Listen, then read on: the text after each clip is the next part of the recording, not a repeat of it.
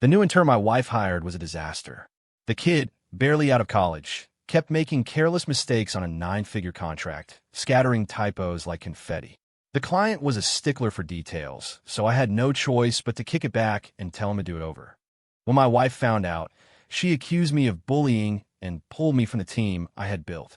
But when the whole project inevitably imploded, torpedoing months of our team's hard work, she didn't let the intern face the music.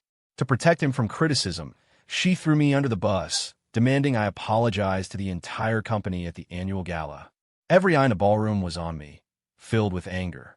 The intern, Leo, stood beside her, his chin jutting out as he scolded me. "Your mistake cost the company a fortune," he declared, his voice ringing with false authority. "People might not get their next paycheck because of you. All she's asking for is an apology. It's not like she's asking you to get on your knees.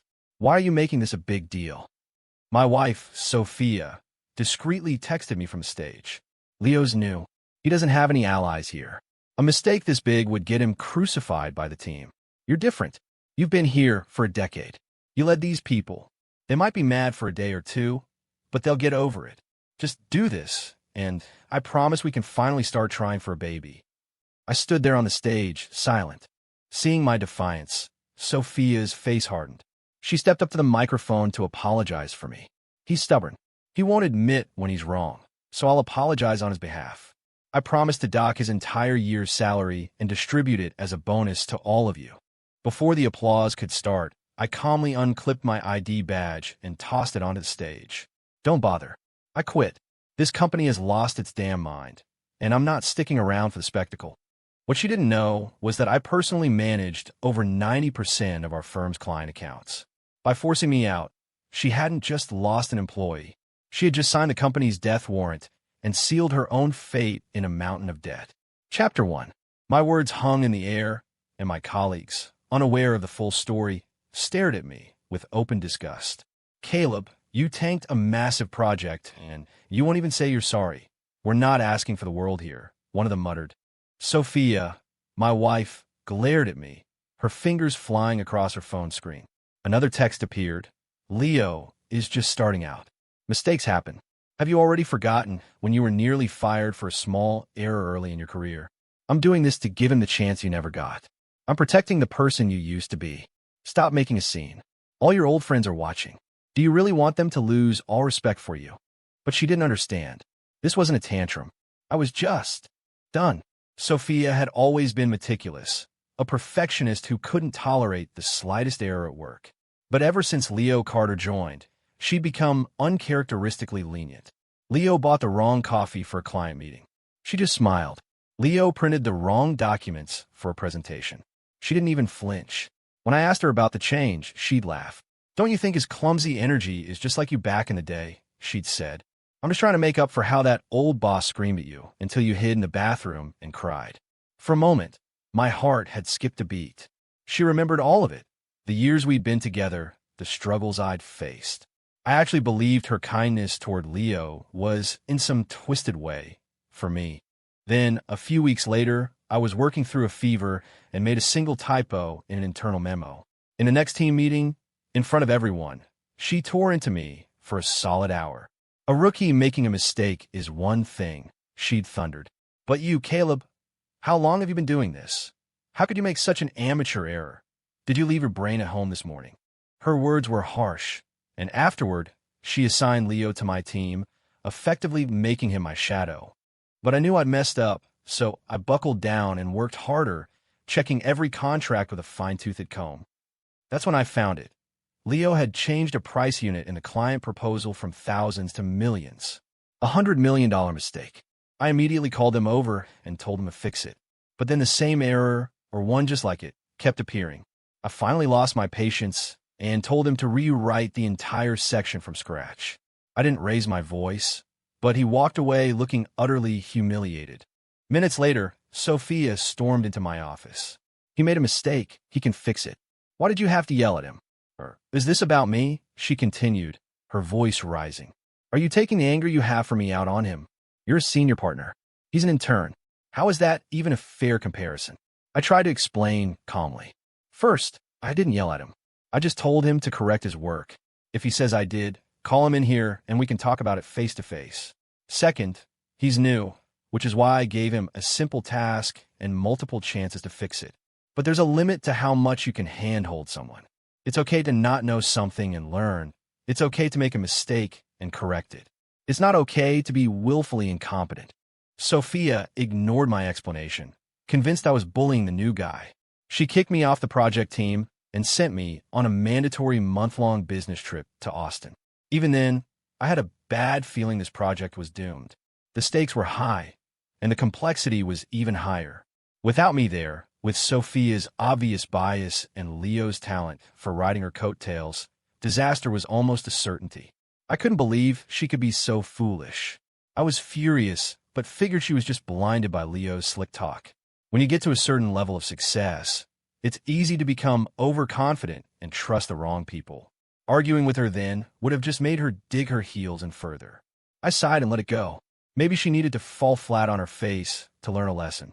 I'd be there to salvage things afterward. And she'd finally realize I was right all along. But I never imagined she would shield Leo by pinning the blame on me and trying to force a public apology. She wasn't just overconfident or foolish. Her heart had changed. She had gone too far. In that case, the new multi-million-dollar deal I had just secured to save the company, she wasn't getting it.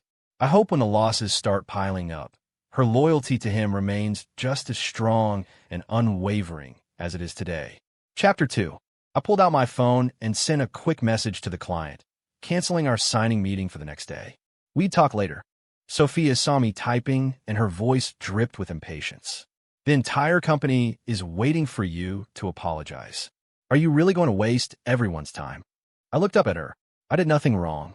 Why would I apologize for anything? Sophia's eyes narrowed, and she was about to argue when Leo chimed in with a sigh, dripping with faux sincerity. Caleb was a huge asset to this company. He shouldn't be punished. You know what? It's fine. I'll take the blame. Interns are supposed to be the scapegoats anyway. I'll get on my knees and apologize. Sophia's expression immediately softened. She rushed to his side, gently reassuring him. I'd always thought she was naturally explosive, but watching her now, I realized she had a tender side I'd never seen. It wasn't that she was incapable of gentleness or communication. It was just that I wasn't the person who deserved it. It wasn't that she couldn't be kind. It was that I wasn't worthy of her kindness.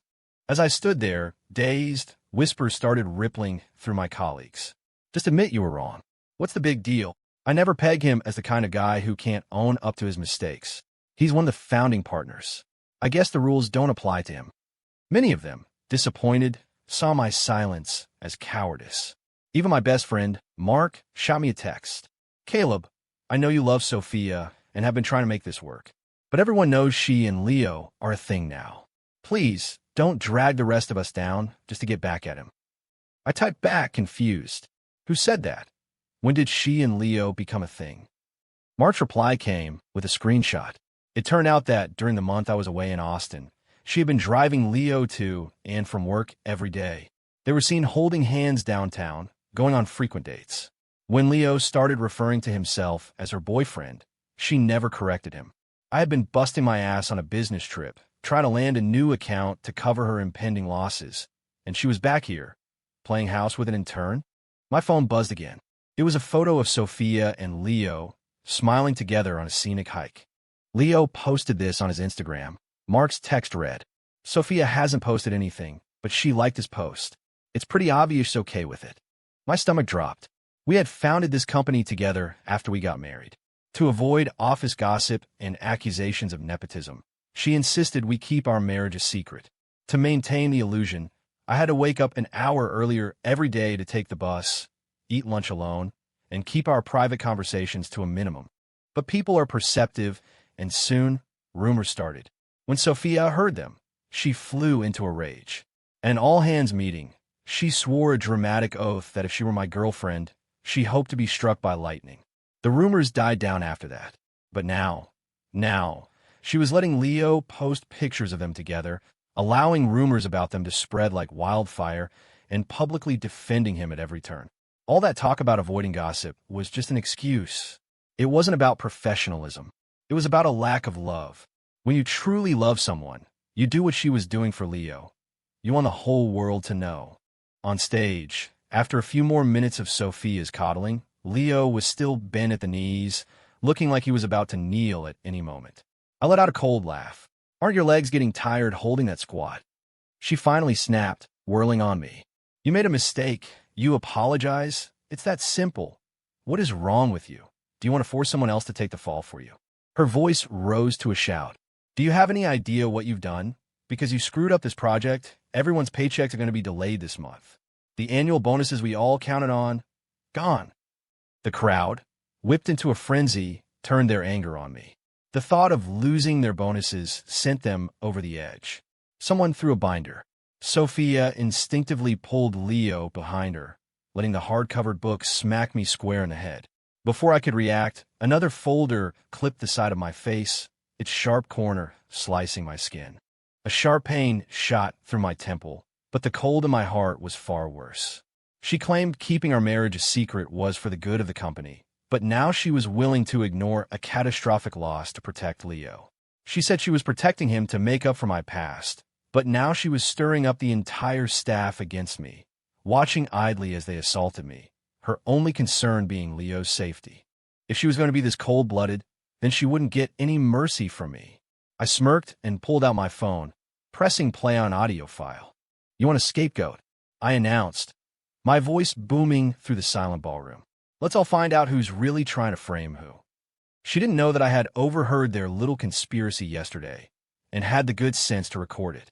Chapter 3 in Sophia. I swear I checked it all. How could there still be a punctuation error? The client is threatening to pull out. What are we going to do? Don't let it happen again. You can't handle the fallout from this. We have to put Caleb's name back as the project lead. But won't Caleb be pissed? Maybe.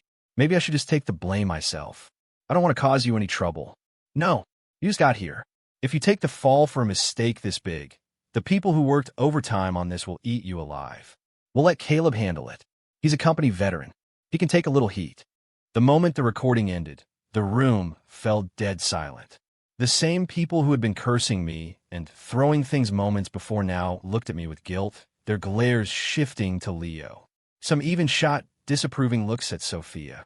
As the CEO, they wouldn't dare disrespect her openly, but the recording was clear. Leo made the mistake, and Sophia knew about it. She helped him cover it up and deceive them all. A CEO who would blatantly lie and jeopardize the company for an intern. It was a bitter pill to swallow. Caught red-handed, Sophia's face turned a shade of pale red. She stared daggers at me, but was at a loss for words in front of the entire staff. Just then, Leo stepped forward. This has nothing to do with Sophia. It was all my idea. Sophia looked at him, her eyes filled with gratitude, then shot a contemptuous glance at me and whispered, You should learn from Leo. He knows how to have my back. Unlike you, you ungrateful bastard, who only knows how to work against me. It was almost funny. What was she so moved by? He made the mistake, admitting it was the bare minimum. Yet she was acting like he'd performed some grand, heroic act. And if he really didn't want to cause her trouble, maybe he shouldn't have made such a boneheaded mistake in the first place. Or maybe he could have owned up to it instead of running to her for help. And here they were, having a dramatic moment. Did they need me to play some background music? Do you remember, I asked her, my voice flat, that this was a screw-up from the start? And you're moved by this? Just wait. When you're old, I'm going to sell you bogus health supplements. Sophia was so angry she could only glare at me, speechless. She dropped the subject of an apology and tried to lead Leo away. I stepped in front of them. I'd almost forgotten about Leo in my anger toward Sophia. I turned to him. Wait, weren't you going to kneel and apologize? You had your knees bent for a while there. Why'd you stop? Was that just for show? I added. Or do you just really enjoy practicing your horse stance? The enraged employees found their target again. We all pulled all-nighters for this project, gave it everything we had, and it all went down the drain because of a few typos. Making him kneel is letting him off easy, and he tried to frame someone else. Does he think we're idiots? Yeah, he held that pose for a long time. Was he ever actually planning to kneel? Seeing Leo on the verge of tears, Sophia's heart ached. That's enough, she yelled. The client pulling out is their own issue. It has nothing to do with Leo or anyone else. Everyone dismiss. A hush fell over the room. No one could believe that Sophia, always so fair and by the book, would so blatantly and shamelessly defend someone. Fearing we would press the issue, she quickly hurried Leo out of the room. Other employees came up to apologize to me. I waved them off, telling them I understood. I knew the person truly at fault was Sophia, who had twisted the truth. We had been married for 7 years. We built this company together. And yet, for Leo, she threw away every last bit of our shared history. If that's how it was going to be, then there was nothing left for me here. I filled out a resignation form. Under the watchful, varied gazes of my colleagues, I walked to Sophia's office and knocked on the door. Inside her office, Sophia tore my resignation letter to shreds. She looked both furious and exasperated, falling back on her old excuse that her kindness to Leo was all about making up for my past struggles. She went on and on, thinking she could still fool me. I just watched her perform, then said with a cold smile, "I'm not dead yet. If you really felt guilty about what happened to me, why would you try to make it up to someone else?" Sophia was momentarily speechless. I was tired of her lies. "You don't have to explain." Before I could finish, the door was thrown open. It was Leo. He looked flustered when he saw me. "Sophia, I need to talk to you. It's urgent." He didn't even knock. That was a privilege I'd never had. The relationship between them was clearly something special. Sophia's attention immediately shifted to him. She had no interest in continuing our conversation and brushed me off. "Fine, I'll come to your families for Thanksgiving this year." "Happy. I have to deal with something now." She walked out, assuming that everything I'd done today was just a ploy to get something from her. She thought that by throwing me a small scrap of grace, I'd come running back like a grateful dog. She had no idea. I was done with the company, and I was done with this marriage. I didn't go back to my desk. Instead, I stepped outside and called a number I knew by heart. "Our biggest competitor. You've been trying to recruit me for years." "I'm in." Chapter 4 night fell. I had just finished drafting the initial plans for my new venture when Mark showed up, insisting on taking me out. "Come with me," he said, grabbing my arm. "Tonight, I'm going to make you see the truth once and for all." Confused, I let him drag me to a private room at a high-end restaurant. Peeking through the door, I saw her. Sophia was there, acting every bit the doting daughter-in-law at a 50th birthday party for Leo's mother. She stood with her arm linked through his, laughing and mingling with the guests. Was this smiling, warm woman really Sophia? I remember my own mother's 50th birthday. Sophia had refused to go. She complained that it was an old-fashioned tradition and she couldn't be bothered to make small talk with a bunch of relatives she didn't know. I promised her that my family wouldn't pester her with questions. I swore that if anyone talked to her for too long, I'd find an excuse to pull her away. Then she complained about the drive, saying our hometown in Ohio was too far from the city. In reality, it was only a 2-hour drive from the airport, less time than our daily commute when we first moved to Seattle. After endless pleading and after I closed an $80 million quarter to put her in a good mood, she finally agreed to come. But even then, she was sullen the whole time. When my sister-in-law and cousins tried to chat with her, she got irritated and retreated to another room to play on her phone. That night, my mother had laid out brand new sheets and blankets for us. Sophia complained that the room was dirty and not warm enough. In the end, we drove back to the city in the middle of the night. At the time, I thought she was just high maintenance. It never occurred to me that she wasn't spoiled. She just looked down on me and, by extension, my family. I stared at the happy scene in the private room, feeling like the world's biggest fool. As I turned away, my eyes met hers. Her smile vanished instantly. I walked away, my friend Mark still chattering in my ear. "I told you they were a couple. Do you believe me now?" I nodded, about to speak, when Sophia rushed over. She'd managed to break away from the guests, and she was out of breath as she stopped in front of me, not even noticing Mark. "Don't get the wrong idea," she said, her voice low and urgent. "Don't listen to what people are saying. You are my only husband. I'm only here because Leo's mom is terminally ill. He begged me to pretend to be his girlfriend, just to give his mom some peace in her final days. Caleb, you went through something similar. I was so busy with work that I couldn't be there for you, and I feel terrible about it. I'm doing this now to make up for the regret I have about your mom. My mother, when she was sick, she kept saying she wanted to see us one last time. I had begged Sophia, my eyes red with tears, to come with me, to fulfill my mom's last wish. She had looked at me with such compassion and promised she would be there. She even tried to comfort me, saying, "Don't be so sad. Your mom has always been strong. Maybe it's not as bad as it seems. Maybe when she sees us, she'll feel better." Her rare display of patience and warmth had reassured me. I called my mom and confidently promised her that her son and daughter-in-law would be there soon. But on the day we were supposed to leave, I waited and waited at the train station. She never showed up. I called her phone over and over until my battery died. I stood there, lost, watching the bustling crowds come and go. I recharged my phone and started calling again. I couldn't face my mom without her. After what felt like 100 calls, she finally picked up. "I'm so sorry, honey," she said, her voice filled with fake regret. "I had to leave for an emergency business trip. I was on the plane, that's why I didn't answer. I don't think I can make it back for the next 2 weeks. Can you just tell your mom to—" "Wait." I lost it, yelling into the phone at the station. "Wait? My mom's health." I couldn't bring myself to say the words "can't wait," but it was the truth. My voice broke. "I'm begging you. Just put work aside for a bit.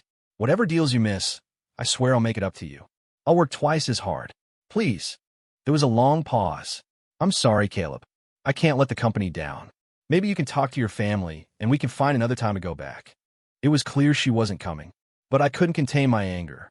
"You could have at least told me sooner. Why did I have to call you 100 times just to find out you weren't coming?" She didn't answer. Silence was its own answer. She had forgotten. Because she'd forgotten, she'd scheduled the trip on that exact day. Because she'd forgotten, she never even thought to tell me her plans had changed. I had no choice. I bought another ticket and went home alone.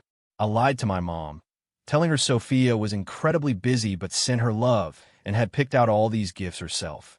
My mom waited for 2 weeks. Sophia never came. Later, I buried my mother alone. After that, we grew distant.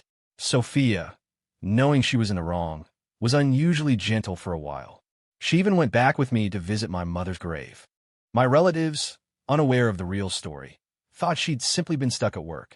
Seeing her act so tenderly, they urged me to forgive her, saying work emergencies happen. But it was all an act. After that one visit, she went back to her old ways, always too busy with work, never returning to my hometown with me again. In recent years, she didn't even remember the anniversary of my mother's death. All her grand pronouncements about making up for the past were just excuses to cover up her own infidelity. "We need to—" I started to say the word divorce, but once again, Leo appeared, interrupting me. "Sophia, everyone's waiting for you." Sophia glanced at me. "We can talk about this at home. They need me back at the party." She turned to leave with him. It wasn't the first time I'd been cut off like that. I was used to it, but that didn't mean I was going to let any punk walk all over me.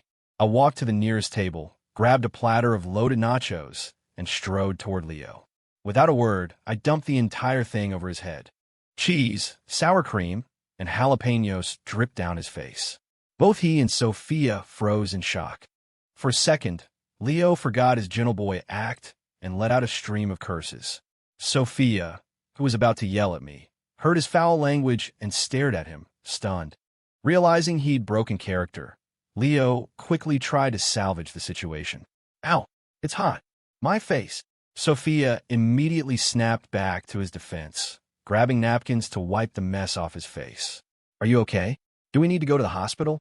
Leo shot a timid look in my direction. "I'm fine. Caleb just needed to blow off some steam." "It's okay." Sophia spun back to me, furious. "What is wrong with you? You become a complete brute. How is he supposed to go back to the party covered in nachos?" I looked at her, incredulous. "He secretly brings another man's wife to meet his parents, and he's worried about his image?" In the commotion, my friend Mark had quickly explained the situation to a little girl at the table whose nachos I'd commandeered. The girl, understanding completely, handed me a large bottle of Coke. "This will be really sticky when it dries," she said helpfully. I took the bottle, almost on autopilot. Sophia shielded Leo, backing away. "What are you doing?" she shrieked. I looked down at the Coke in my hand and, without thinking, started shaking it violently. If I opened it now, it would spray everywhere. "If you come any closer, I'm calling the cops for assault." Leo yelled. "Go ahead," I sneered. "Call them. When they get here and find out what was really going on, let's see who they feel sorry for." Leo fell silent. He knew his position was indefensible, especially with his family in the next room. He wanted to make a good impression, not a public spectacle. He and Sophia beat a hasty retreat. Watching them scurry away, Mark burst out laughing, but I couldn't find any joy in it. The signs had been there for a long time. I had just been unwilling to see them, partly because I couldn't let go of what we had, and partly because of the sunk cost of it all. I had woken up far too late. I was about to leave when Mark asked, "You and Sophia are married? Why didn't you ever say anything?" Before, it was because she wouldn't let me. Now, it was because there was no point. I had already drafted the divorce papers and emailed them to her, but she clearly hadn't seen them. I gave Mark a brief explanation, ordered a new plate of nachos for the helpful little girl, and said my goodbyes. I'd print a hard copy of the papers and wait for Sophia to get home. The clock struck midnight when she finally walked in, holding a bouquet of flowers in one hand and a bag of leftovers in the other. Leo was trailing behind her. Normally, seeing him in our home would have sent me into a rage. But this time, I just sat on the couch, feeling nothing. What was he doing here? Did he enjoy the nachos so much he came back for seconds? Sophia sensed something was off but didn't dwell on it. When I didn't get up to get her slippers like I usually did, she got them herself. "Have you eaten? I brought you some food, bringing me leftovers." A first. As she opened the bag, it was obvious the flowers were repurposed from the centerpieces at the party, and the food was what the guests hadn't finished. How thoughtful. I felt a wave of nausea. Her rare gestures of goodwill always came after she'd done something particularly egregious, just when I was at my breaking point. I'd fall for it, thinking she might change, and then she'd go right back to her old ways. I thought she was here to apologize again. I was about to tell her not to bother when she said, "One of your clients, Mr. Henderson, lost his temper and chewed Leo out today. You need to go smooth things over." So that's what this was about. She needed a favor. No wonder she brought flowers and food. "It's the Henderson account you signed last year," she added. "Go talk to him. It's for the good of the company." I looked at her. That's my client. I never handed him over. Sophia had poached my account. She didn't even blink. I'm trying to develop Leo's potential. He has a bright future, just like you did. A bright future. If he had such a bright future, he wouldn't need to steal other people's clients. And how could she talk about it so casually, as if it were nothing? I rubbed my temples. He's my client, Sophia. She looked slightly uncomfortable. He's got a lot of potential. When I look at him, I see you, back when you were starting out. I just want to give him a little extra help. I forced a smile. When I was starting out, I made small mistakes. I didn't almost bankrupt the company, but I was done arguing. I slid the divorce papers across the coffee table. "Sign it." Without even looking at them, Sophia scribbled her name. "There, I signed what you wanted. Now, are you going to go solve the problem?" She was already losing her patience. I had been too good to her for too long, and now she treated me with complete disregard, signing legal documents without a second glance. Still, it saved me a lot of trouble. A bitter laugh escaped me. "Do you even know what you just signed?" She scoffed. "What else could it be? A promise that I'll visit your family once a year. You're so scared I'll back out you needed it in writing." I smiled and pointed to the bold letters at the top of the page. "It's our divorce agreement." "Oh, and by the way, all the money you've been spending on him, that's marital property. I'll be expecting you to pay your half back." Sophia's face went white with shock. She lunged for the papers. I snatched them away, holding them behind my back. "I threw one birthday party for Leo's mom," she shrieked. "And you're going to divorce me over something so small? Your own mother, God rest her soul, would call you petty." My eyes turned to ice. "Don't you dare bring my mother into this. You are not fit to be her daughter-in-law. Besides," I added, "once we're divorced, you and Leo could be together openly. No more sneaking around. Isn't that what you've always wanted?" Her face twisted in fury. "That's ridiculous. There is nothing going on between me and Leo. Just because your mind is in the gutter doesn't mean you can drag me down with you." I had no energy left for this debate. "Whatever you say, you know the truth." We were locked in a stalemate when Leo, who had been watching silently from the sidelines, stepped forward with a pained expression. "This is all my fault. Please don't fight because of me." As he spoke, he reached out and grabbed my sleeve. The touch felt disgusting. I yanked my arm back. It was a simple movement, but he reacted as if I had shoved him with all my might. He stumbled backward, flailing dramatically, before crashing into the glass coffee table with a loud thud and letting out a pained groan. I was stunned by his clumsy attempt to frame me. Sophia forgot all about the divorce papers. She rushed to his side, seeing a small cut on his forehead where he'd hit the table. "Leo, are you okay? Don't scare me." I tried to explain. I didn't push him. He did that himself. But Sophia wasn't listening. Her world had narrowed to the tiny scratch on Leo's forehead. She spun around, her eyes blazing, and slapped me hard across the face. "First you throw a tantrum, and now you're getting violent. You've gone too far." His acting was so obvious. Was she blind? I felt the sting on my cheek and was about to retaliate when she moved with lightning speed, draping a coat over Leo's shoulders and rushing him out the door to the hospital. She was gone in a flash, leaving me with a burning handprint on my face and a wrecked living room. What was wrong with them? I grabbed an ice pack from my face just as my phone rang. It was my contact at the rival company. "Everything's ready. We're just waiting for you to start." They worked fast. If only Sophia would approve my resignation. But from the moment I first mentioned it, she'd been dragging her feet. I could just wait out the month-long notice period, but I didn't want to spend another day in that place.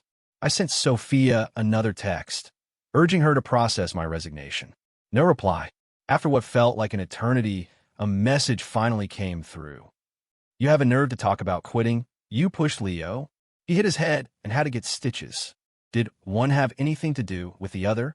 I replied with a single question mark. A voice message came back instantly, her voice dripping with rage. "What is that supposed to mean? You hurt someone and you don't feel the slightest bit of guilt. Forget about resigning. I'm not approving it.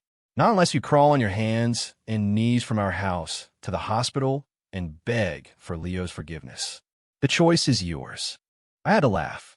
Had she been watching too many soap operas? Crawl on my hands and knees? The idea was absurd. We argued back and forth over text. I had to find another way.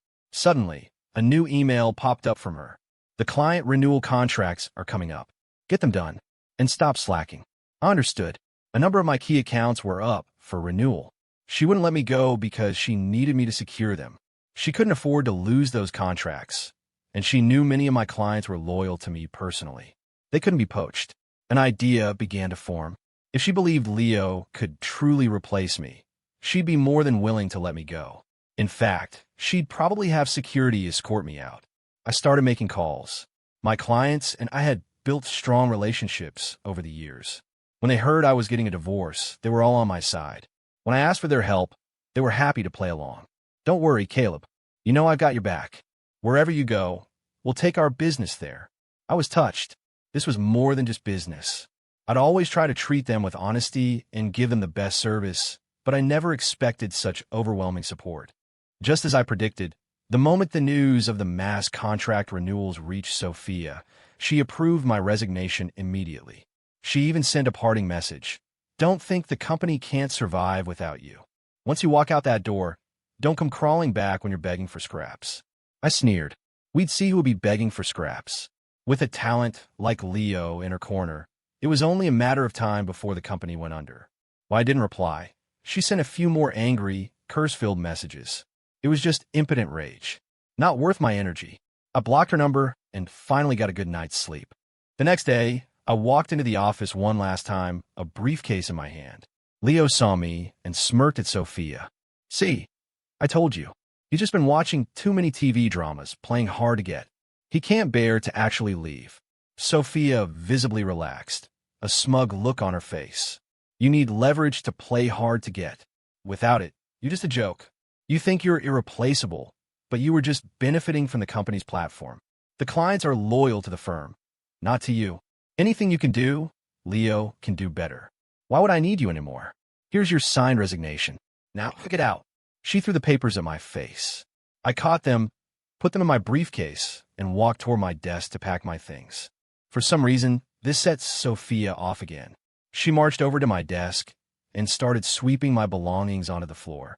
My notebooks, filled with years of notes, were thrown down and stomped on. A collectible figurine worth hundreds of dollars shattered into pieces. Even the only photo I had of my mother and me was smashed, the broken glass nicking the corner of my eye. I took a step forward, my voice low with fury. "Have you lost your mind?" Sophia was shorter than me, and my anger clearly intimidated her, but she refused to back down. "What? You don't work here anymore. Your junk doesn't belong on company property.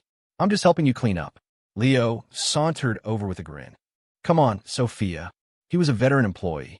Give him a break. He turned to me. Caleb, for old time's sake, I won't make this hard on you. I stepped in something on my way in this morning. If you get on your knees and lick my shoes clean, I'll ask Sophia to let you stay. You can work under me. How about it? The other employees stared, shocked, waiting to see what I would do. I picked up the broken frame from the floor and looked at him. Aren't you just an intern? I've only been gone a few days. Since when do interns manage people? Leo didn't flinch. He puffed out his chest. I successfully renewed contracts with over 20 expiring clients. Sophia was so impressed, she promoted me to department head. I'm the boss now, and you're nothing. I suddenly burst out laughing. I pulled a brand new ID badge from my pocket. Sorry to disappoint you. I'm now the official representative for your clients. They've asked me to inform you that they will not be renewing their contracts. Oh, and the other 99 clients on my list, they've also authorized me to terminate their agreements with you. Effective immediately. A collective gasp echoed through the office. Sophia's composure finally shattered. She turned to Leo, her eyes wide with disbelief. Leo, you told me you had secured the renewals. What's going on? It was the first time she had ever used his full name. Everyone's eyes were now on him, a hint of schadenfreude in their gazes. Leo's face paled for a second, but he quickly forced a smile for Sophia. The clients are secured, Sophia. I would never lie to you. He then turned to me, his voice dripping with scorn. Caleb is just bluffing. Don't fall for it. He says he's their representative. Where's the proof? I've been in contact with Mr. Stone, Ms. Vance. All of them. They're coming in to sign today. In fact, they texted me 5 minutes ago to say they were on their way. Sophia breathed a sigh of relief and shot me a furious look. When are you going to stop this nonsense? Caleb, what has gotten into you? You spend your days causing chaos while others are working hard. You should learn from Leo. He was out with clients until dawn last night, even with his injury, just to lock down these deals. If she had looked closely at Leo's face, she would have seen the flicker of uncertainty in his eyes. He wasn't nearly as confident as he sounded. I just stared at her silently. She had forgotten. In the early days of the company, I was the one out every night, drinking with potential clients to close deals. She was never grateful. She would complain about the smell of alcohol on my clothes and once lock me out of the house on a freezing night. The next day, when I tried to confront her, she had lashed out first. I've told you 1,000,000 times I hate the smell of alcohol and I can't stand drunks. Why don't you ever listen? I tried to explain. I was doing it for work. That's what all you men say, she interrupted with a sneer. You use work as an excuse to go out and party. I'm sick of hearing it. If you ever come home drunk again, you can sleep on the street. I won't care if you freeze to death. Leo drinks for the company, and he's a hero. I drink for the company, and I'm a degenerate partier. Back then, I was furious. But because of our secret marriage, I couldn't vent to my friends. I ended up posting about it on an anonymous forum. The consensus was that Sophia was just worried about me and didn't want me drinking too much. It didn't feel right, but enough people said it that I started to believe it. I thought her anger came from a place of love. So I stopped going to client dinners and gave up drinking altogether.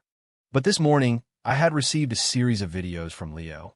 They showed him, clearly drunk, with Sophia sitting beside him, comforting him and bringing him soup. In one video, he had thrown up all over the bed, and she was cleaning it up without a word of complaint. I saved the videos and sent him a reply. So, does that change the fact you have a community college degree and can't land a single client without sucking up to a woman twice your age to pay your rent? If Sophia cares about you so much, why hasn't she divorced me and married you? Could it be because you're a worthless leech who brings nothing to the table? The Leo is typing. Bubble appeared and disappeared for a long time. No reply ever came. So much for his tough act. Even after shutting him down, a cold feeling settled in my stomach. I finally understood. Sophia didn't want me to drink, not because she cared about my health, but because she couldn't be bothered to take care of me. And the most laughable part, she had completely forgotten her own hypocrisy. And now she had the audacity to scold me for not working hard enough. Leo, sensing my strange gaze, grew nervous and tugged on Sophia's sleeve. Sophia, don't say that. It's my duty to do what's best for the company. Watching the look of admiration in Sophia's eyes as she gazed at him, I had to suppress a laugh. Last night, I'd been out to dinner with Mark and had seen Leo at the same restaurant. He wasn't with clients. He was with his rowdy, jobless friends. The clients had already agreed to help me with this little charade. They would never have agreed to meet him, let alone go out drinking. They had sent him a few fake texts to string him along. He was so desperate to cover his tracks. But he was beneath my notice. I had bigger fish to fry. I smiled. It's been 5 minutes. They're not here yet. Maybe you should give them a call. A flicker of panic crossed Leo's face, but he quickly composed himself. It's rush hour. They're probably stuck in traffic. I'll just call and check. He pulled out his phone and dialed a number. The ringtone filled the tense silence of the office. No one picked up. The cheerful pop song echoed through the room, but neither Sophia nor Leo seemed to appreciate it. With every ring, the anxiety on their faces grew. The other employees held their breath, waiting. The silence that followed the final ring was deafening. Everyone's hopes sank. Leo stood frozen for a moment, a terrible premonition dawning on him, but he refused to give up. Mr. Stone must be busy. I'll try Ms. Vance. I watched his desperate struggle, a slight smile playing on my lips. The music started again, and with it, a renewed flicker of hope. But the long, unanswered rings followed by silence plunged everyone back into despair. Leo tried again and again. The upbeat ringtone became a torturous soundtrack to his failure. His forehead was slick with sweat, his fingers trembling as he dialed another number. Impossible. This is impossible, he muttered. They must all be busy. They're not answering. I'll just text them. He knew it was a lie. The odds of 20 different clients, all being too busy to answer their phones at the same time, were 0. He sent a message. A red exclamation mark appeared next to it. Blocked. The last of his hope died. He didn't need me to prove anything. Everyone in the room understood. It was real. Leo's face darkened as the pieces fell into place. He remembered how, when he had first tried to contact these clients, none of them had responded. Some had even forwarded his messages to me. Mr. Henderson had cursed him out and made it clear he would only work with Caleb.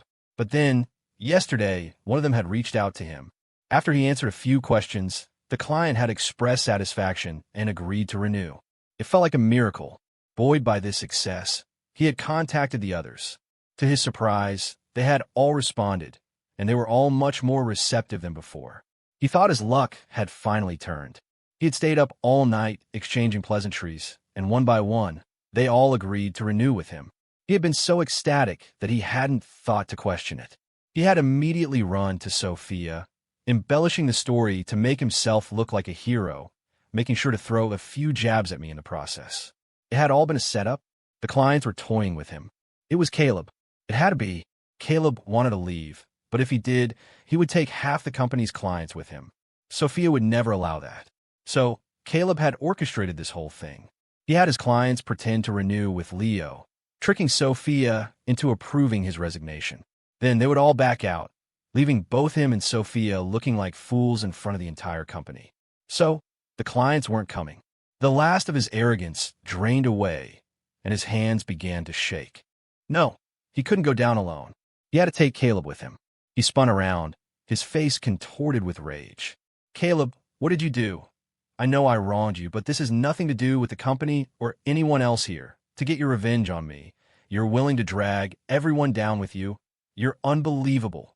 You've ruined these deals. The company is finished. Everyone's paychecks are gone. Are you happy now? I had to give him credit. Even after being publicly humiliated, he was quick on his feet, expertly redirecting the anger and blame back onto me. Sophia looked at me, her eyes filled with disappointment. I was still trying to find a way to make this work, Caleb, but I never thought you would be so ruthless to your own company, to your old friends. All these years, I was wrong about you. Their accusations worked. The employees, panicked at the thought of not getting paid, turned on me again. Caleb, I have a family to feed. Are you trying to ruin our lives? This has gone too far. We all knew you had a thing for Sophia, and we were rooting for you. But it's been years and nothing happened. Now she's with someone else. We get that you're upset, but why are you taking it out on us? What did we ever do to you? As their accusations grew louder, Sophia shot me a nervous glance. Seeing no reaction from me, she seemed to relax.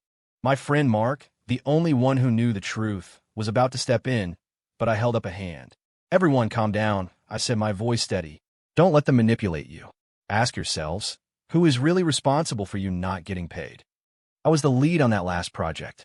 I warned everyone that while the big contract was tempting, our smaller, steady clients were our foundation. We needed to focus on both. Sophia didn't listen. And you, wanting a piece of the pie, didn't either. Now that the deal has fallen through because of Leo's incompetence, you're looking for someone to blame. My words hit home. They looked down, ashamed. They knew it was true. They just needed a target for their frustration, and malice always flows in the path of least resistance. I had always been too easygoing, so when things went wrong, I became the natural outlet for their anger. Sensing he was losing the crowd, Leo's eyes darted around. He bent his knees again, his voice cracking with emotion. What happened before was my fault. I'm not asking for your forgiveness. But these people are innocent. I'm begging you on my knees, please let them come back. Give the company's deals back to us. He was doing it again, the half kneel. He sounded so sincere, so heartbroken, that some of my colleagues' eyes started to water. They looked at me, hoping I would give in, but few noticed that his knees never actually touched the ground. Leo was a master manipulator. With a few well-chosen words, he had them all on his side, pressuring me. If I refused, I was the heartless villain. If I agreed, they would thank him, not me, the one who had actually brought in the business. Sophia, seeing her protege in action, jumped in, just as she had before. She rushed to pull him up, glaring at me. Leo has already apologized. Are you going to force a kid to kneel to you? Have you no conscience? Give us back the contracts, and we can forget any of this ever happened. Others joined in. Caleb, please give us a break. We need to eat. A lot of us live paycheck to paycheck. If we don't get paid this month, we'll be out on the street. I looked at the faces in the crowd. Many of them were people I had personally trained and mentored. I had helped them, given them my own bonuses when they were struggling, and lent them money they never paid back. Before, I could have excused their behavior, saying they were deceived by Sophia and Leo. But now, with the truth laid bare, they still chose to side with them, to emotionally blackmail me. They did it because they thought I was a pushover. This time, it was Mark who finally spoke up for me. Think about it. Is Caleb really the one who put you in this mess? He's a victim here, too. The company can't make payroll. How is that his fault? And the client's leaving. He didn't steal them. They're loyal to him. They followed him. If they stayed, it would be because of his goodwill. If they leave, that's just business. He was about to say more, but I stopped him. It's fine. Let them think what they want. I have a new job to get to. Let's just process the contract cancellations. I ignored the pleading looks and followed Sophia into her office. Once the door was closed, with only the three of us inside, she tried a different tactic. Have you had your fun yet? I never intended to fire you. I was just trying to teach you a lesson for hurting Leo and refusing to apologize. If you were unhappy, you could have just talked to me. But to use the company to throw a tantrum, that's childish. All right, let's both take a step back. I won't make you apologize to Leo, and you stop this nonsense with the clients. Once the renewals are signed, we can take some time off.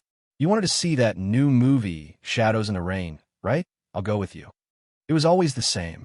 Even when she was trying to apologize, she somehow made it my fault. It was an old, tired routine. I used to hate it, but assumed it was just her personality. But with Leo, she was different. No matter what he did, she always found a way to justify it. So this is what love looked like to her. It was a shame it took me this long to see it. Seeing her trying to act like nothing had happened, I laughed. If you're not going to listen to reason, I'm happy to let my lawyer do the talking. Arguing with her was pointless. She lived in a world of her own twisted logic. My bluntness finally seemed to get through to her. She looked at me, stunned, as if she couldn't believe I was serious. She bit her lip. The paperwork isn't finalized. You're not officially resigned. I scoffed. It was only now, when we were truly at the end, that I saw how good she was at twisting words. She blushed, but didn't back down. I raised an eyebrow. Fine. A look of relief washed over her face. I continued. I don't need the final paycheck. I won't be coming in. Do whatever you want. I thought this would be the final straw, but she was still holding on. I was done with her endless games. If I couldn't resign, I'd just stop showing up. Her face fell. She was about to say something else, but there was a knock on the door. Her expression became even more complicated. It was Mark, holding his own resignation letter. The color drained from Sophia's face. She had expected this. When the clients hadn't shown up, she knew a financial crisis was inevitable, and that some employees would jump ship. She knew that after what had happened, they would resent her and Leo. That's why she had been so quick to shift the blame to me. She hoped that if I caved to the pressure and brought the clients back, everything would be fine. But I hadn't caved. She sighed, took the letter, and signed it. Moments later, another employee came in with a resignation letter. Then another, and another. Soon, her office was crowded with people quitting. Sophia could no longer maintain her composure. She had anticipated some departures, but not this many. And among them were several of her key team leads. Losing so many people at once would be a devastating blow. She turned on me, her voice shaking with rage. "Caleb, it's not enough for you to leave. You have to take my best people with you. Are you trying to destroy me?" Her face was red, and she was breathing heavily. The mass exodus was unexpected, but seeing her squirm was undeniably satisfying. I roll my eyes. They have legs, don't they? Did you think I forced them to leave? Maybe if you could actually pay them, they wouldn't be so eager to find a new job. The same threat she had used to try and manipulate me had backfired, becoming the catalyst for her company's implosion. She had truly shot herself in the foot. Sophia knew I was throwing her own words back at her, and she couldn't deny it. She stammered, her face pale. "Once the clients re-sign, there will be—" She trailed off, realizing her mistake. The key to re-signing those clients was standing right in front of her, and he was on his way out the door. The employees surrounding her desk didn't care about her feelings. They pressed in, demanding she sign their papers. Leo had gone completely silent, trying to make himself invisible, terrified that the angry mob would turn on him next. Sophia wanted to stall, but she was afraid that if she delayed any longer, the commotion would spread to the rest of the office, causing an even bigger panic. She had no choice but to sign, one letter after another. As the last person walked out, a satisfied smile on their face, Sophia was left standing alone in her office, looking utterly defeated. After all the paperwork was done, I stood on the sidewalk outside the building, breathing in the fresh air. A huge weight had been lifted from my shoulders. I was finally free. Mark stood beside me, holding a box of his own belongings. Leaving a place you hate with a good friend, double the joy. We were standing on the corner, trying to decide where to get lunch, when a luxury sedan pulled up in front of us. It was Sophia. The window rolled down. "Get in," she said. "I'll give you a ride." I glanced at the passenger seat. Leo was sitting there.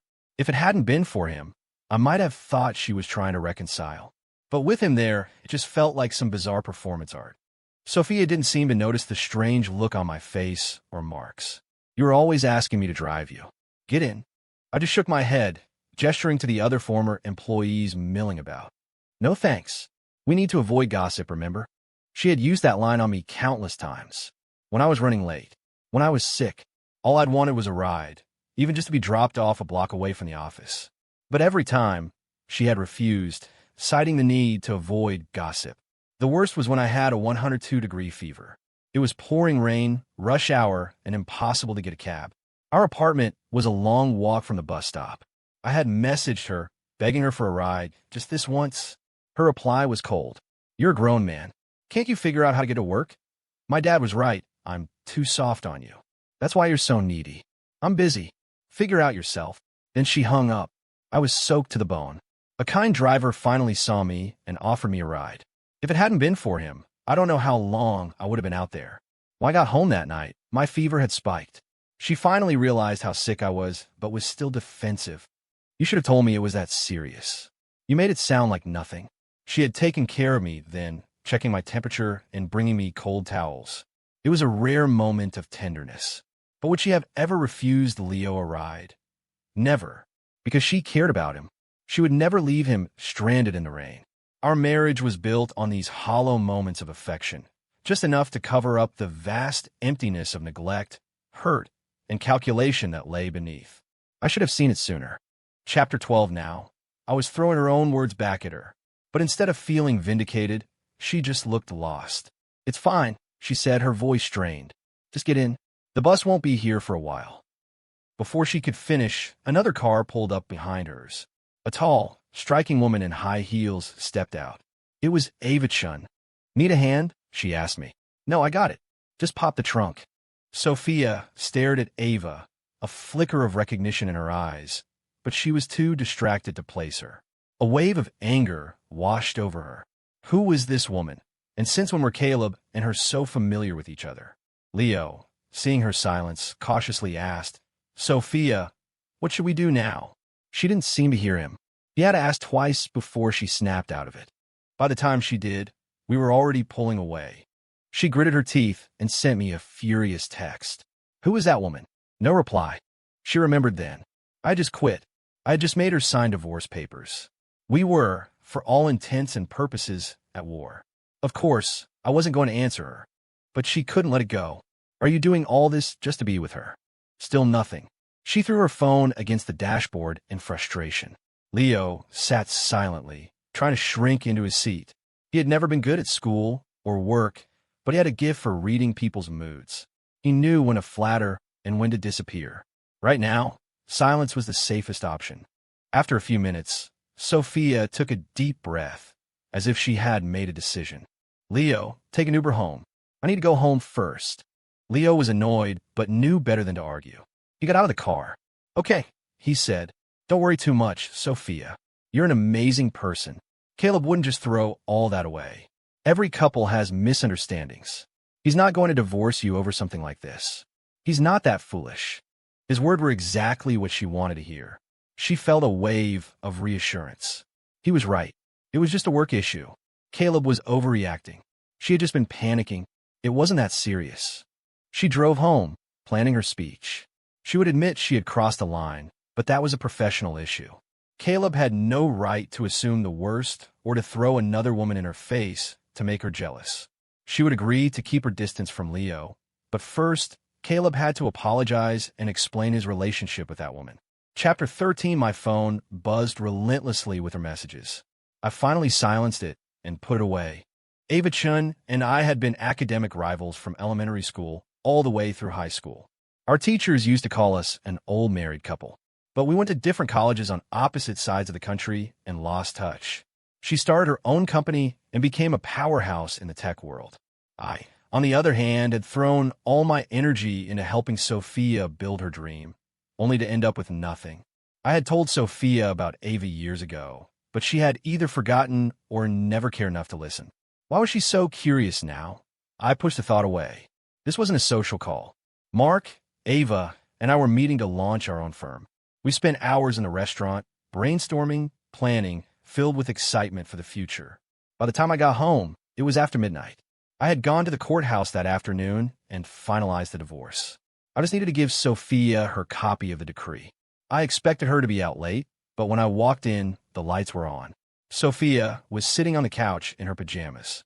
This was new. She was waiting up for me. "Where have you been, Caleb?" she asked, her eyes fixed on me. "Out with that woman." I ignored her and started taking off my shoes. "It's none of your business." She was usually the one coming home late, or not at all. Whenever I asked where she'd been, she would snap, "Are you trying to control me? I was in a client dinner. For the company. For us, I sacrificed so much, and you have the nerve to question me. Do you have a conscience?"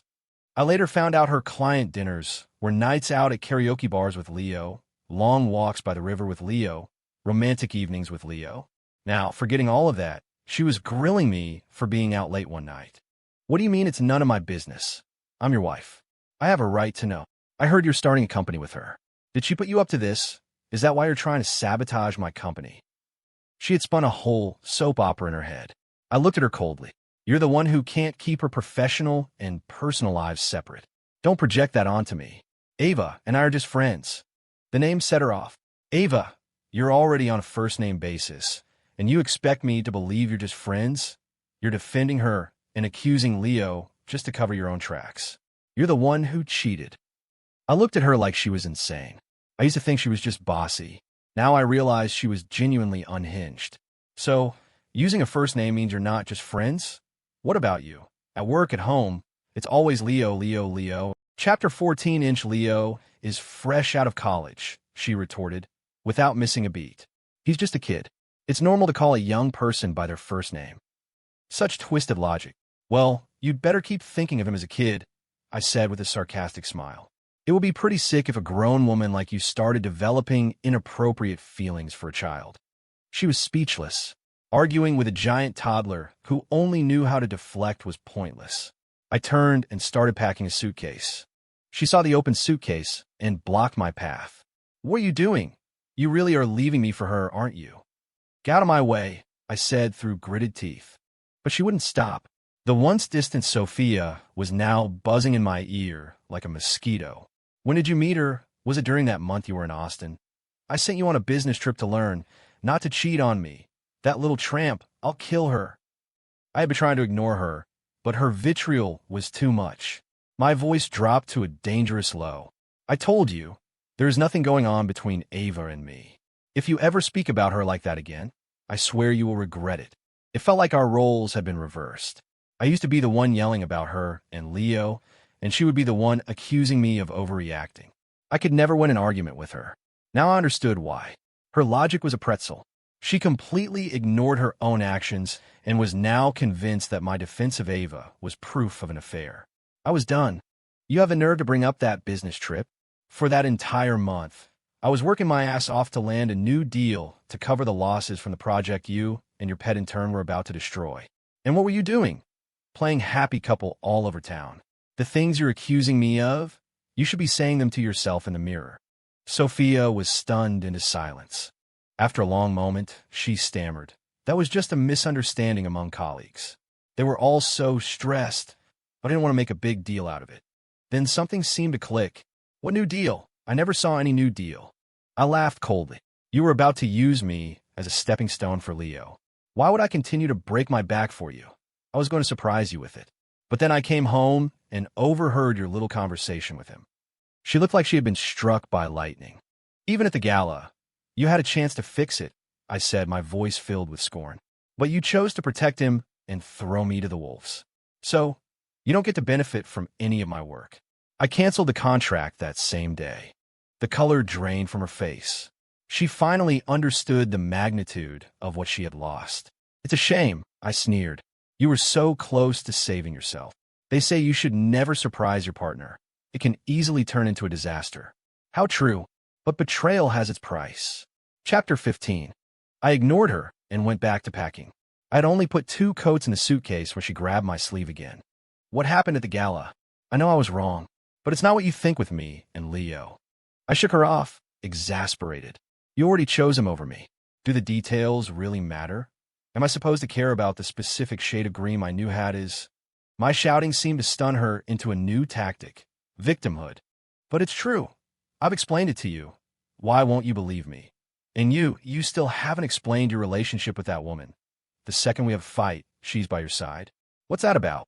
Her pathetic act was so absurd, I almost laughed. She was the one who was too close to another man, and now she was throwing a fit because she saw me with another woman. But it made sense that Sophia didn't recognize Ava. She never liked me being close to other women. To avoid upsetting her, I had kept my friendship with Ava mostly online after we got married. I respected her feelings. She never returned the favor. I pulled the divorce decree from my briefcase and threw it on the bed. Think whatever you want. We're divorced. Your business with Leo is your own. The sight of the official document seemed to short-circuit her brain. The screaming, hysterical woman was gone, replaced by a silent, stunned statue. She picked up the papers and examined them carefully, her hands trembling. When she confirmed they were real, the ever-strong Sophia's eyes filled with tears. You're divorcing me for her. Her voice was a broken whisper. Caleb, after all these years. You mean Ava? Does she look familiar? I introduced you to her at our wedding. She was in my graduating class. I even showed you my yearbook once. But you never cared enough about my life to remember. Sophia was speechless. And don't talk about all these years, I continued.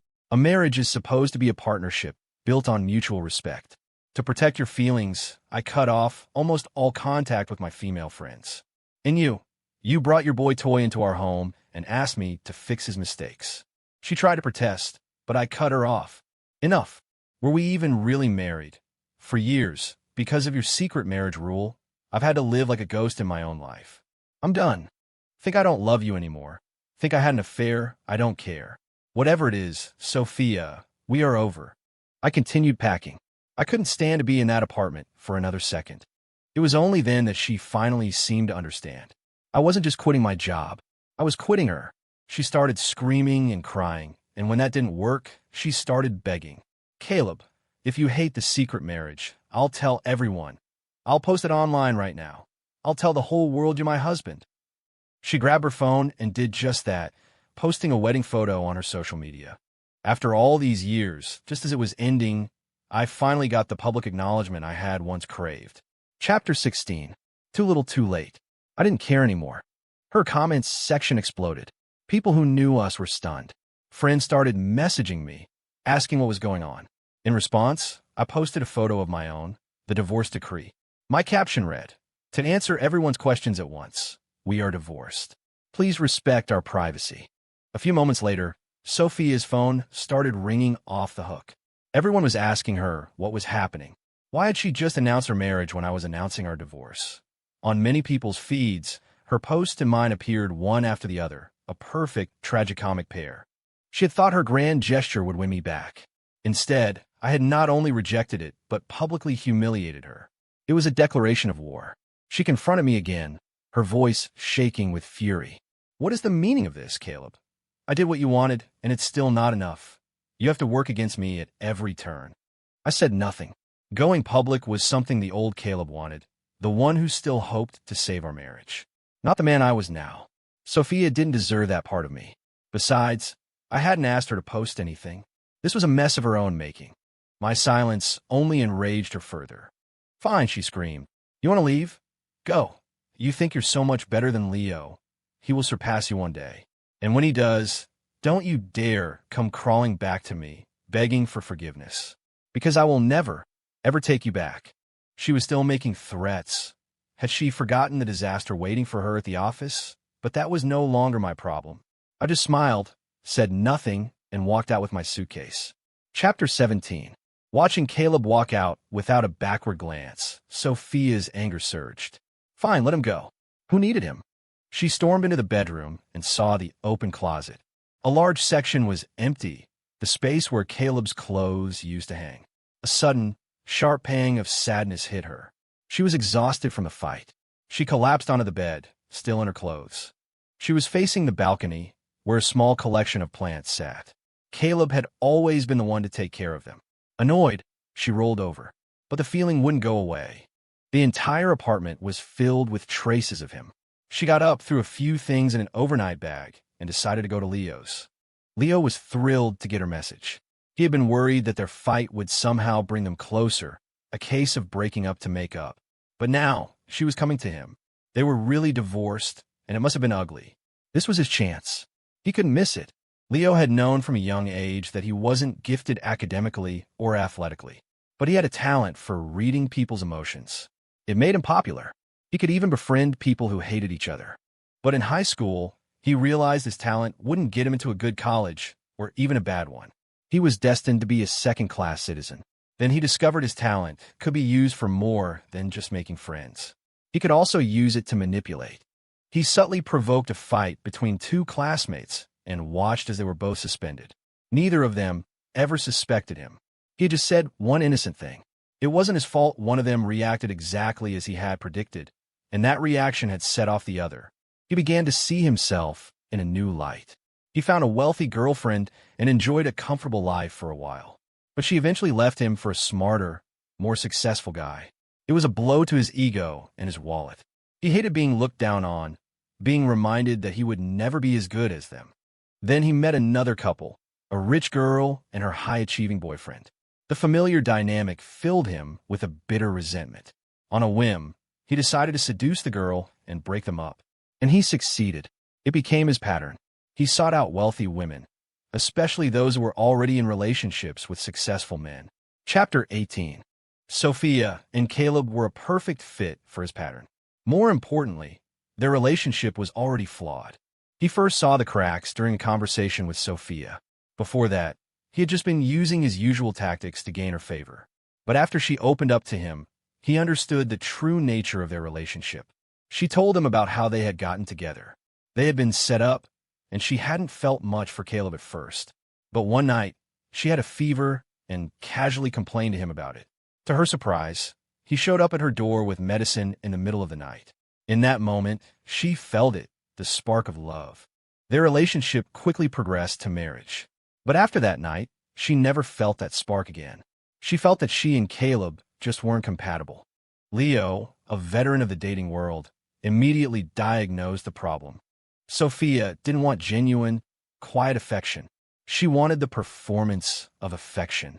She wanted grand gestures, emotional validation packaged as sincerity. Caleb's late-night dash with medicine had been an accident. He saw that she needed help, and he acted. It was both a genuine act of caring and a grand romantic gesture, perfectly aligning with her needs. But in the day-to-day reality of marriage, love is expressed in practical, unromantic ways. Caleb was a good husband, but Sophia was still chasing that initial high. This was why Leo had been constantly provoking Caleb, even going so far as to sabotage a major project. He needed to create conflict between them. If they were happy, there was always a chance that some random event would accidentally reignite that spark for Sophia, and all his work would be for nothing. His own sincerity and devotion were just an act. It couldn't compete with the real thing. But now he had one. The only problem was the company had taken a serious hit. But that was Sophia's problem, not his.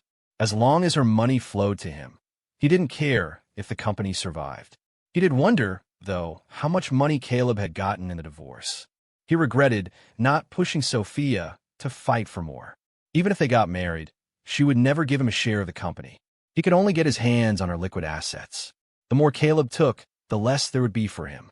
As he was calculating his potential earnings, he looked up and saw Sophia walking toward him. He quickly put on his most gentle, harmless smile. Sophia was in a foul mood, so Leo steered the conversation away from money. Once she seemed to have calmed down a bit, he cautiously brought up the topic of the divorce settlement. Her brow furrowed again. He said he would give up his shares, but he wanted me to buy him out in cash. Leo's heart leaped at the first part of the sentence, but the second part made him uneasy. He gets shares? He asked, feigning surprise. Even in her foul mood, Sophia couldn't hide her annoyance at his ignorance.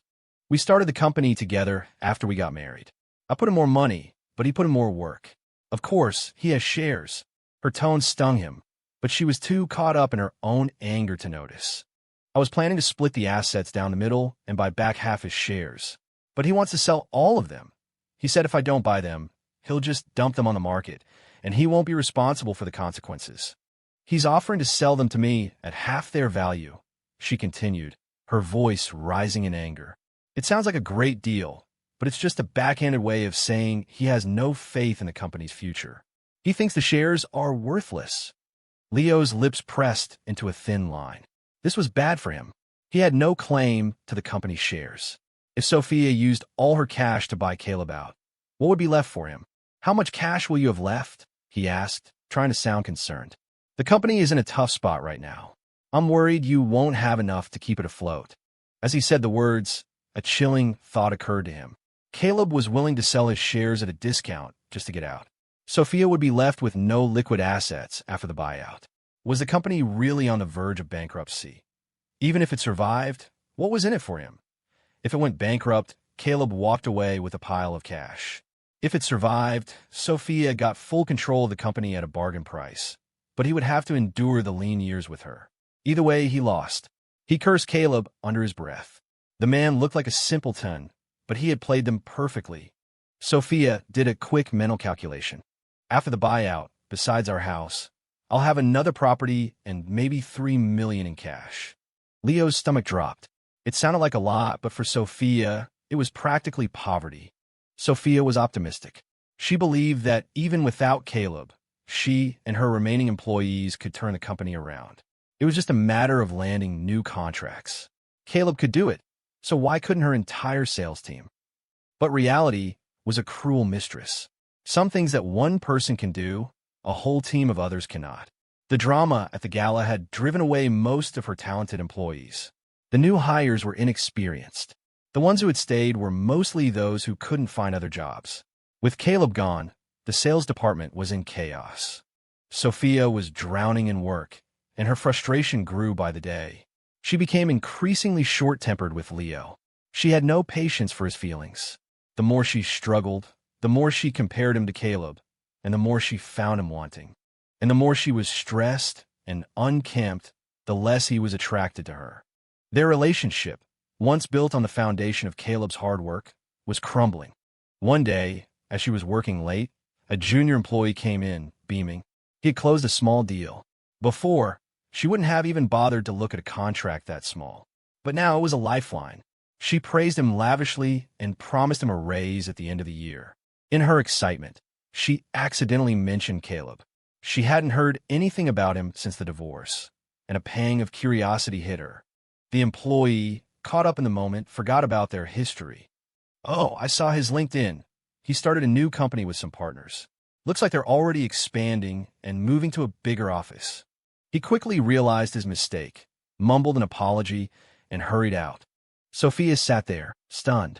She didn't know, which was more shocking, that Caleb had blocked her on social media, or that he was already so successful without her.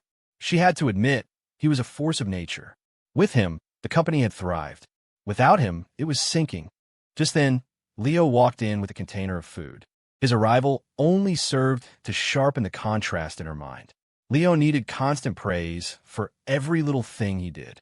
Caleb had quietly handled 100 crises without ever asking for a thank you. She took the food container without a word and started eating. The first bite made her pause. The taste was familiar. It was the chicken noodle soup from that little restaurant she and Caleb used to go to, but Leo had said he cooked for her himself. "This soup is delicious," she said, feigning delight. "Did you buy it? Or did you make it yourself?" "Of course, I made it myself," he said, his expression unchanged. Her heart sank. Why would he lie about something so small? If he lied about this, what else was he lying about? How many other lies had he told her? She lost her appetite. "Thank you, you must be tired. You should go home and get some rest." Leo was relieved. Sophia looked terrible. The stress had taken its toll. She had dark circles under her eyes, and her skin was sallow. He no longer felt any desire to be around her. "You've been working so hard," he said, putting on a concerned face. "I'm worried about you. Should I stay and help?" "No, it's fine," she said quickly. "I can handle it. You go home. Help." The last thing she needed was his help. After the divorce, their relationship had soured. The financial pressure had created a rift between them. Her stress made her critical of him, and his attraction to her waned as she became less glamorous and less generous.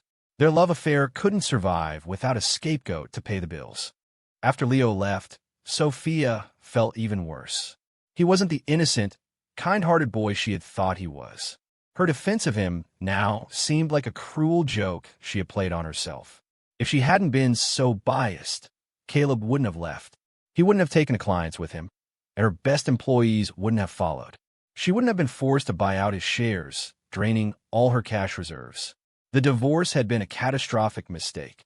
She had been so angry that day, so determined to spite Caleb, that she had been willing to sacrifice anything. But now, in the ruins of her life, even a bowl of soup was enough to fill her with suspicion and regret. She picked up the phone. "Hello. I need you to keep an eye on someone for me. Money is no object." The smell of the chicken soup still lingered in the air. She opened a window, trying to clear her head. Meanwhile, my new company was thriving. We were already moving to a bigger office and hiring more staff. I had insisted on taking only cash and other liquid assets in the divorce. The shares were worthless to me. The company had been my life's work, but after Sophia and Leo's mismanagement, it was a sinking ship. It was better to take what I could and start over, free from her. I wanted to see how long she could last without her workhorse, without her cash, with only her precious Leo by her side. I could have been less ruthless. She had been fair in the asset division. But money wasn't the only thing I had sacrificed in that marriage. Years of my life, my labor, my emotional energy, none of that could be quantified in a divorce settlement. So, I had deliberately structured the buyout to drain her cash, even if it meant taking a discount on the shares. I didn't destroy her company. I just gave her the push she needed to destroy it herself. I still talk to some of my old colleagues. They told me Sophia was fighting a losing battle, working herself to the bone, but the company was still failing. I had to laugh. She had been so confident that Leo could replace me, so sure that I would be the one to come crawling back. Who was regretting things now? I put her out of my mind and focused on my work. Her fate was her own to deal with. The next time Sophia heard from the private investigator, it was too late. The report he gave her painted a very different picture of Leo. He wasn't a recent graduate. He was a seasoned con artist who preyed on women like her. And, most alarmingly, he had already liquidated most of the assets she had given him. The investigator warned her that he was likely preparing to flee. She slammed her fist on the table, furious. But before she could react, an employee burst into her office, his face pale with panic. "Ms. Reed, it's bad, the project manager. He said you sent him to pay the contractor. He took the cash, and he's been gone all morning." A cold sweat broke out on her skin. Why would you just believe him? Why didn't you call me to confirm? Then she remembered. She had given Leo so much leeway, allowed him to bend so many rules that the staff had stopped questioning him. They knew he was her favorite. It was easier to just go along with him than to risk her wrath. This was her fault, but it was too late for blame. The money was gone. Leo had planned his escape perfectly. Even with the police and the private investigator on the case, he vanished without a trace. The theft was the final nail in the coffin. A few weeks later, Sophia's company went bankrupt. After the bankruptcy, Sophia became a prisoner in her own home. She was terrified of running into her former employees who were demanding their final paychecks. Yet, she sold off her designer bags and jewelry to keep paying the private investigator. She was obsessed with finding Leo. He had ruined her, and he had to pay. More than once, she stood on her balcony, staring down at the street below, tempted to end it all. But the thought of Leo getting away with it kept her from jumping. One day, desperate for food, she snuck out to the grocery store. Despite her caution, she was spotted by two of her former employees. They cornered her, demanding their wages. She could have paid them with the last of her savings, but she knew that if she did, word would get out, and the rest of her creditors would descend on her like vultures. She pleaded with them, promised them that as soon as she found Leo and recovered the stolen money, she would pay them everything she owed. They cursed at her and spit in her face before finally letting her go. She stumbled home, her face streaked with tears and spittle. She looked at her reflection in the mirror and sobbed. She was at her breaking point when the phone rang. It was the private investigator. He had found him. A strange, twisted smile spread across her face. The investigator asked if he should contact the police. "No," she said. "Don't." She knew she would never see that money again. Her loss was permanent. But that didn't mean she couldn't seek her own kind of justice. Sophia opened a locked drawer. Inside was a bottle of ether, a coil of rope, and a set of small, sharp tools. "Leo," she whispered to the empty room, her smile widening. "You said you wanted to be with me forever. It's time to make good on your promise." When Leo opened his eyes, he thought he was dreaming. He was supposed to be in a luxury hotel suite, but he was in a small, dark, cramped room. His head throbbed. He tried to raise a hand to his temple, but his wrists were bound. He looked around in a panic. He remembered going to a club, drinking too much. Then nothing. The door creaked open. The figure standing in the doorway was the stuff of nightmares. It was Sophia. She looked like a ghost, her face gaunt, her eyes sunken and hollow. She was a shadow of the woman he had known. This had to be a dream. She was broke, a fugitive from her own life. How could she have found him? He screamed, hoping the sound would wake him up, or that someone would hear. Sophia put a finger to her lips, then slapped him hard across the face. "Quiet," she said, her voice a soft, chilling whisper. "No one can hear you. This is a top-floor loft, and the building is mostly empty. Besides, I soundproofed the room myself." The reality of his situation crashed down on him. This wasn't a dream. He was a prisoner.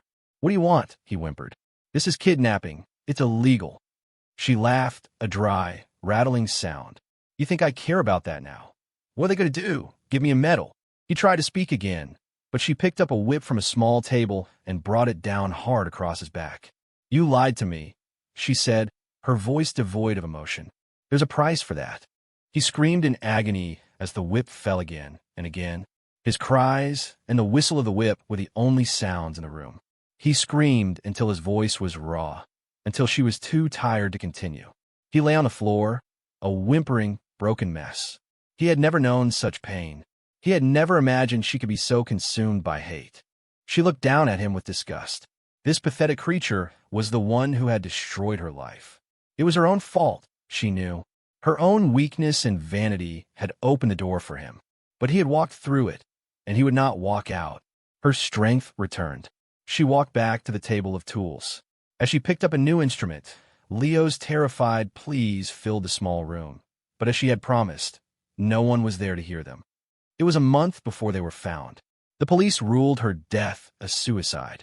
His was more complicated. The coroner found evidence of prolonged torture. There were no signs of a third person. The conclusion was clear. She had tortured him to death before taking her own life.